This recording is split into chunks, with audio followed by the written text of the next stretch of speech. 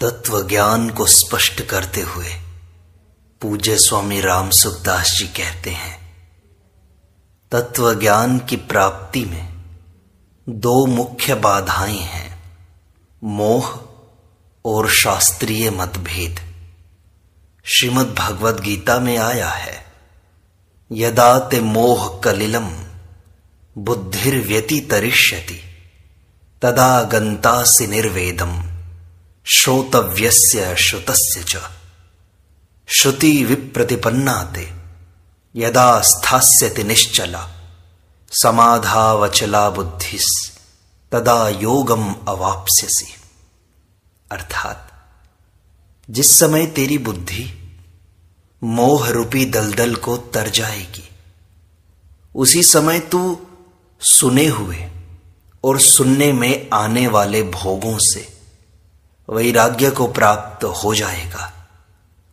जिस काल में शास्त्रीय मतभेदों से विचलित हुई तेरी बुद्धि निश्चल हो जाएगी और परमात्मा में अचल हो जाएगी, उस काल में तू योग को प्राप्त हो जाएगा। अज्ञान, अविवेक को मोह कहते हैं। अविवेक का अर्थ विवेक का अभाव नहीं है, अपितु विवेक का अनादर है। अतः विवेक का आदर नहीं करना, उसको महत्व नहीं देना, उसकी तरफ ख्याल नहीं करना अविवेक है। विवेक स्वतः सिद्ध है। विवेक ज्ञान साधन है और तत्व ज्ञान साध्य है। जैसे साध्य रूप तत्व ज्ञान स्वतः सिद्ध है, ऐसे ही साधन रूप विवेक ज्ञान भी स्वतः सिद्ध है। अज्ञान का चिन्ह राग है। रागो लिंगम अबोधस्य चित्त व्यायाम भूमिषु। शरीर, धन संपत्ति, परिवार, मान बढ़ाई आदि किसी में भी राग होना अज्ञान का, मोह का लक्षण है। जितना राग है उतना ही मोह है, उतना ही अज्ञान है, उतनी ही मूढ़ता है, उतनी ही गलती है, बस उतनी ही बाधा है। इस राग के ही काम, क्रोध, लोभ, मोह, मद, मत्सर इत्यादि अनेक रूप हैं। दूसरी बाधा है श्रुति विप्रतिपत्ति, अर्थात शास्त्रीय मतभेद। कोई कहते हैं कि अद्वैत है, कोई कहते हैं कि द्वैत है, कोई विशिष्टाद्वैत, कोई कहते हैं शुद्धाद्वैत, कोई कहते हैं द्वैताद्वैत, कोई कहते हैं अचिंत्य भेदाभेद। इस प्रकार अनेक मतभेद हैं। इन मतभेदों के कारण साधक की बुद्धि भ्रमित हो जाती है और उसके लिए यह निश्चय करना बड़ा कठिन हो जाता है कि कौन सा मत ठीक है, कौन सा बेठीक है। इस प्रकार मोह और शास्त्रीय मतभेद अर्थात सांसारिक मोह और शास्त्रीय मोह दोनों से तरने पर ही तत्व ज्ञान का, नित्य योग का अनुभव होता है। केवल अपने कल्याण का उद्देश्य हो और रुपए पैसे, कुटुंब, परिवार आदि से कोई स्वार्थ का संबंध न हो, तो हम मोह रूपी दलदल से तर गए। पुस्तकों की पढ़ाई करने का, शास्त्रों की बातें सीखने का उद्देश्य न हो, अपितु केवल तत्व को समझने का उद्देश्य हो, तो हम श्रुति विप्रतिपत्ति से तर गए। तात्पर्य है कि हमें न तो मोह की मुख्यता रखनी है और न शास्त्रीय मतभेद की मुख्यता रखनी है। किसी मत संप्रदाय का भी कोई आग्रह नहीं रखना है। इतना हो जाए तो हम योग के, तत्व ज्ञान के अधिकारी हो गए। इससे अधिक और किसी अधिकार की आवश्यकता नहीं है। अब इस बात पर विचार करना है कि तत्व ज्ञान है क्या वास्तव में। तत्व ज्ञान सबसे सरल है, सबसे सुगम है और सबके प्रत्यक्ष अनुभव की बात है। तात्पर्य है कि इसको करने में, समझने में और पाने में कोई कठिनता है ही नहीं। इसमें करना, समझना और पाना लागू होता ही नहीं, कारण कि यह नित्य प्राप्त है और जागृत, स्वप्न, सुषुप्ति आदि संपूर्ण अवस्थाओं में सदा ज्यों का त्यों मौजूद है। तत्व ज्ञान जितना प्रत्यक्ष है उतना प्रत्यक्ष यह संसार कभी नहीं है। तात्पर्य है कि हमारे अनुभव में तत्व ज्ञान जितना स्पष्ट आता है उतना स्पष्ट संसार नहीं आता। इस बात को इस प्रकार समझना चाहिए। जीव अनेक योनियों में जाता है। वह कभी मनुष्य बनता है, कभी पशु पक्षी बनता है, कभी देवता बनता है, कभी राक्षस बनता है, कभी असुर बनता है, कभी भूत प्रेत पिशाच बनता है। तो शरीर वही नहीं रहता, पर जीव स्वयं सत्ता रूप से वही रहता है। स्वभाव वही नहीं रहता, आदत वही नहीं रहती, भाषा वही नहीं रही, व्यवहार भी वैसा नहीं रहा, स्थान भी वैसा नहीं रहा, समय भी नहीं रहा वैसा। सब कुछ बदल गया, पर स्वयं की सत्ता नहीं बदली। अगर सत्ता वही नहीं रहेगी तो तरह तरह के नाम तथा रूप धारण कौन करेगा। इसलिए श्रीमद् भगवद गीता में आया है, भूतग्रामः स एवायम् भूत्वा भूत्वा प्रलीयते। वही यह प्राणी समुदाय उत्पन्न हो होकर लीन होता है।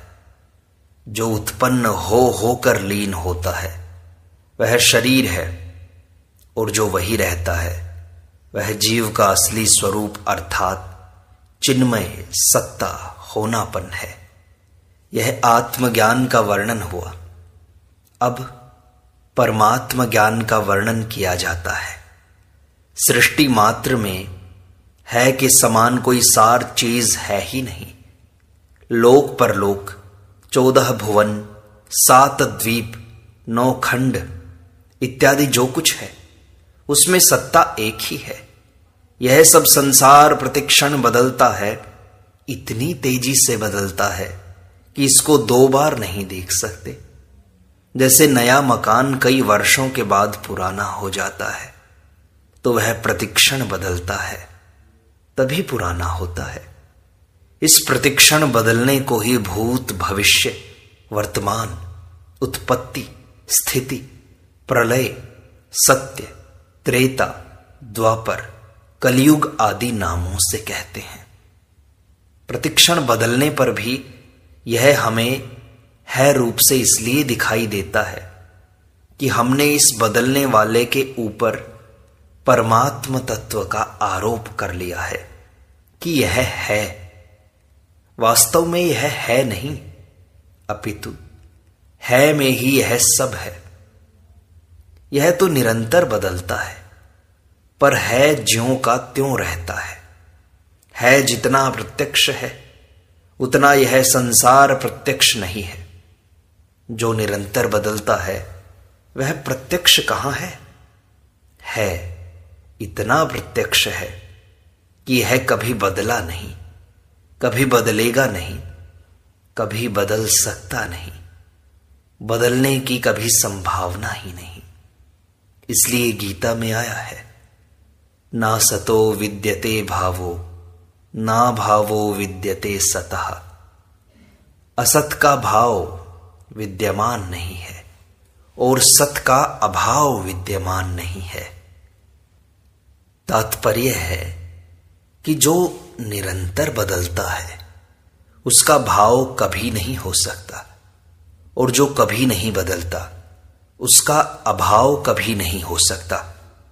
नहीं कभी है नहीं हो सकता, और है कभी नहीं हो सकता। असत कभी विद्यमान नहीं है और है सदा विद्यमान है।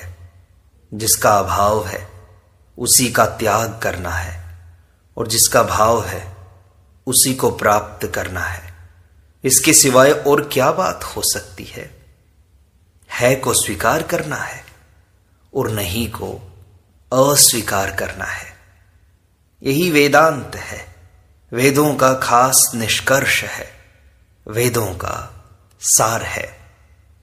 जो सत्ता है वह सत है, उसका जो ज्ञान है वह चित है, तथा उसमें जो दुख संताप विक्षेप का अत्यंत अभाव है वह आनंद है। सत के साथ ज्ञान और ज्ञान के साथ आनंद स्वतः भरा हुआ है। ज्ञान के बिना सत जड़ है और सत के बिना ज्ञान शून्य है। किसी भी बात का ज्ञान होते ही एक प्रसन्नता होती है, यह ज्ञान के साथ आनंद है। परमात्म तत्व सत चित आनंद स्वरूप है। वह सच्चिदानंद परमात्म तत्व है रूप से सब जगह ज्यों का त्यों परिपूर्ण है। साधक को सत और चित की तरफ विशेष ध्यान देना चाहिए। सत का स्वरूप है सत्ता मात्र और चित्त का स्वरूप है ज्ञान मात्र। उत्पत्ति का आधार होने से यह सत्ता है तथा प्रतीति का प्रकाशक होने से यह ज्ञान है। यह सत्ता और ज्ञान ही चिन्मय सत्ता है जो कि हमारा स्वरूप है। जैसे सुषुप्ति में अनुभव होता है कि मैं बड़े सुख से सोया, अर्थात मैं तो था ही, यह सत्ता है और मुझे कुछ पता नहीं था, यह ज्ञान है। तात्पर्य है कि सुषुप्ति में अपनी सत्ता तथा अहम के अभाव का मुझे कुछ भी पता नहीं था, इसका ज्ञान रहता है। जैसे आंख से सब वस्तुएं दिखाई देती हैं पर आंख से आंख नहीं दिखाई देती, अतः यह कह सकते हैं कि जिससे सब वस्तुएं दिखाई देती है वही आंख है। ऐसे ही जिसको अहम के भाव और अभाव का ज्ञान होता है वही चिन्मय सत्ता है। उस चिन्मय सत्ता के अभाव का ज्ञान कभी किसी को नहीं होता। चित्त की बुद्धि में ज्ञान रूप से आता है और भौतिक जगत में नेत्रों के सामने प्रकाश रूप से आता है। बुद्धि में जानना और न जानना रहता है तथा नेत्रों के सामने प्रकाश और अंधेरा रहता है। जैसे संपूर्ण संसार की स्थिति एक सत्ता के अंतर्गत है, ऐसे ही संपूर्ण पढ़ना सुनना सीखना समझना आदि एक ज्ञान के अंतर्गत है। वे सत और चित सबके प्रत्यक्ष हैं, किसी से भी छिपे हुए नहीं हैं। इनके सिवाय जो असत है वह ठहरता नहीं है और जो जड़ है वह टिकता नहीं है। सत और चित का अभाव कभी विद्यमान नहीं है एवं असत और जड़ का भाव कभी विद्यमान नहीं है। सत और चित सबसे पहले भी हैं, सबसे बाद में भी हैं और अभी भी ज्यों के त्यों हैं।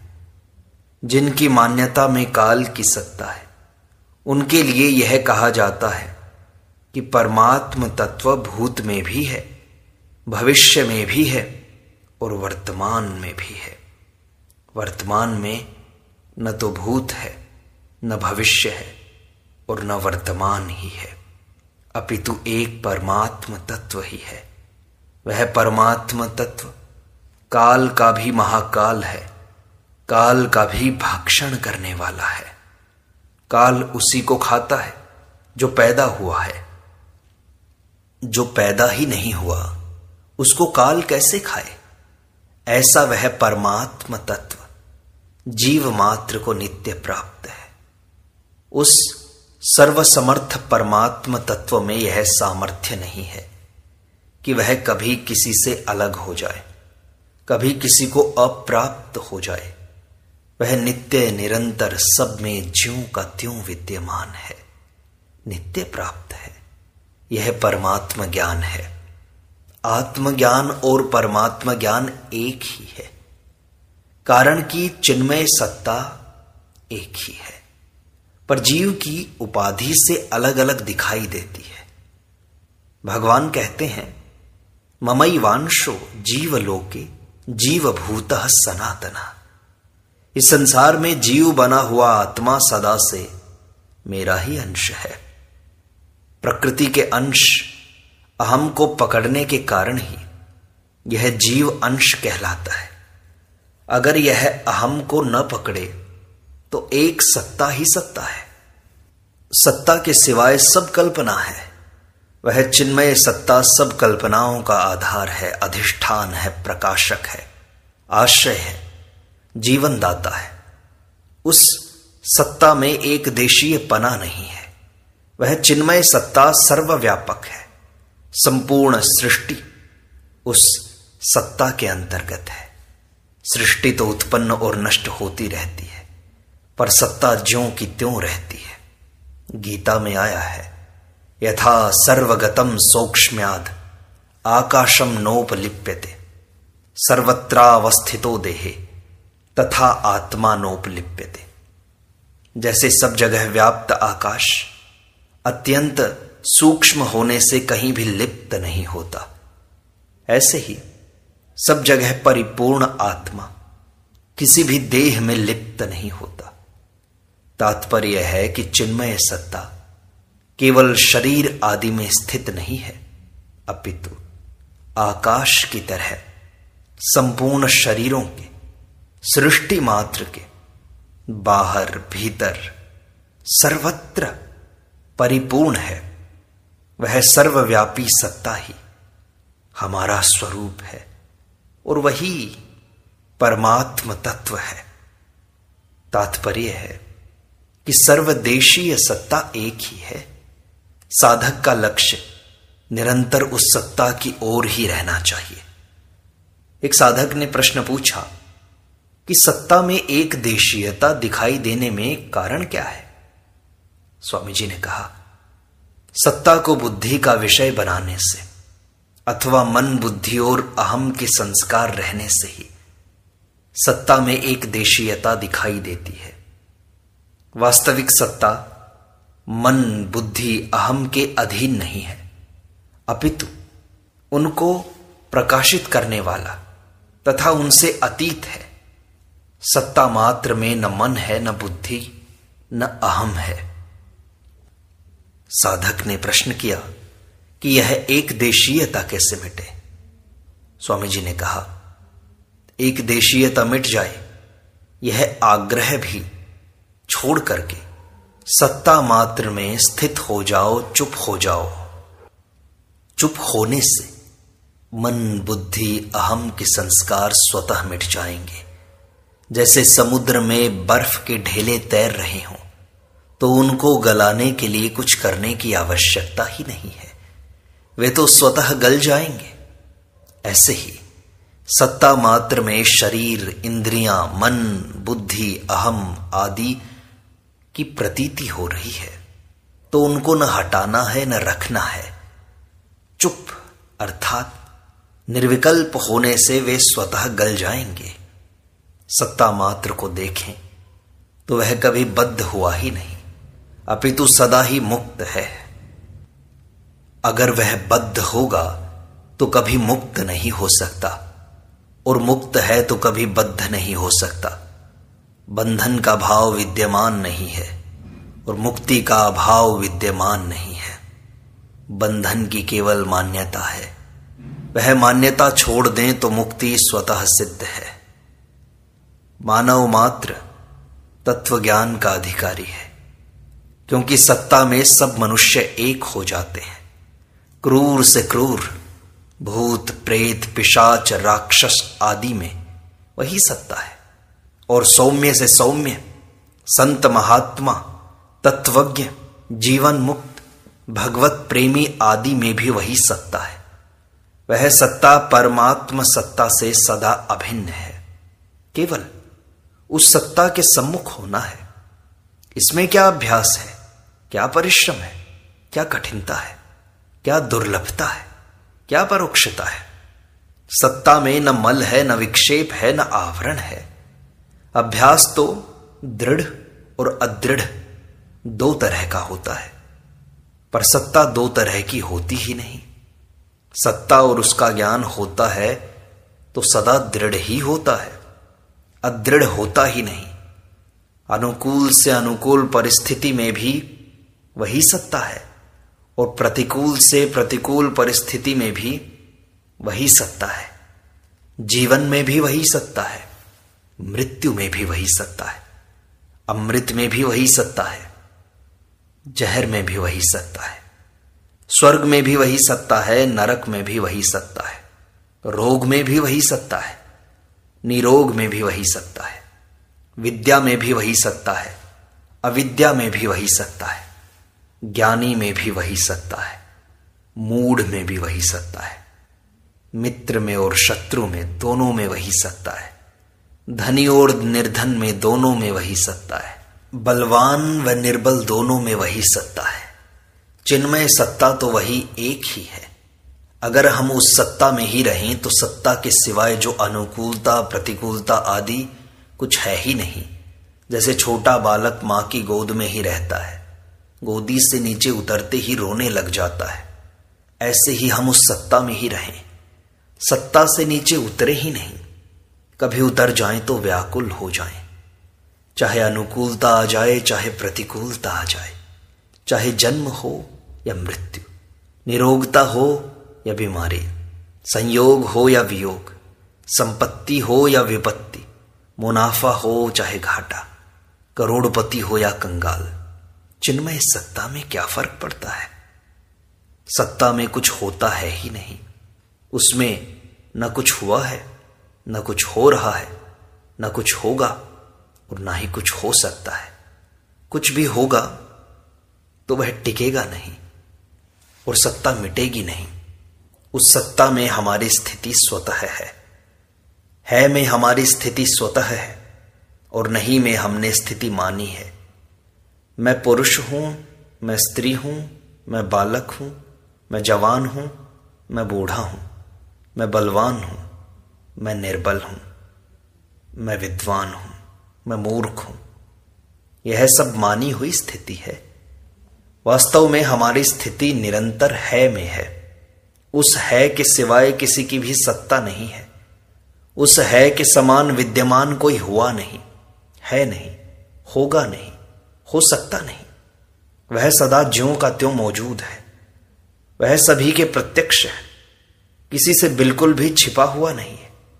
यही ब्रह्म ज्ञान है, तत्व ज्ञान है। जो है में स्थित है वही तत्वज्ञानी है, जीवन मुक्त है, महात्मा है। गीता में आया है, समम सर्वेषु भूतेषु तिष्ठन्तम परमेश्वरम विनश्यत्सु अविनश्यन्तम यह पश्यति स पश्यति। अर्थात जो नष्ट होते हुए संपूर्ण प्राणियों में परमात्मा को नाश रहित और समरूप से स्थित देखता है, वही वास्तव में सही देखता है। आगे कहते हैं भगवान, समम पश्यन् हि सर्वत्र समवस्थितम ईश्वरम न हिनस्त्यात्मनात्मानम ततो याति परां गतिम। अर्थात क्योंकि सब जगह समरूप से स्थित ईश्वर को समरूप से देखने वाला मनुष्य अपने आप से अपनी हिंसा नहीं करता, इसलिए वह परम गति को प्राप्त हो जाता है।